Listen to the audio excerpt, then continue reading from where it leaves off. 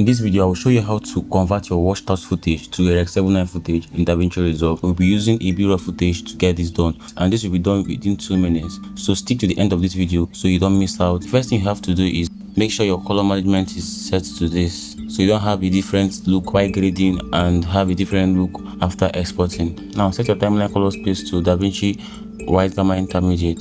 If you're on Mac, set your output color space to Rec 709A. If you're on Windows, set to Rec 709 and save. Now the first thing we have to do is add 2 nodes, one at the beginning and one at the end, and this will be your first CST node and this will be your last CST node. Now go to your effects and add color space transform, drag it to your first CST node and set input color space to Blackmagic Gen 5, input gamma to Blackmagic Film Gen 5, output color space to DaVinci White Gamma, output gamma to DaVinci Intermediate.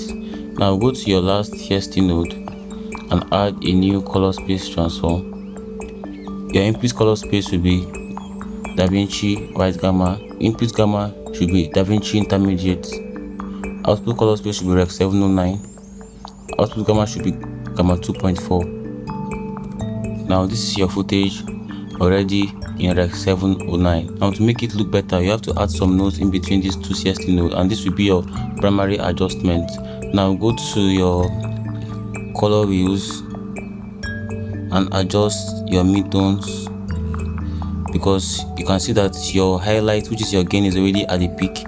So now adjust your midtones to have a better picture.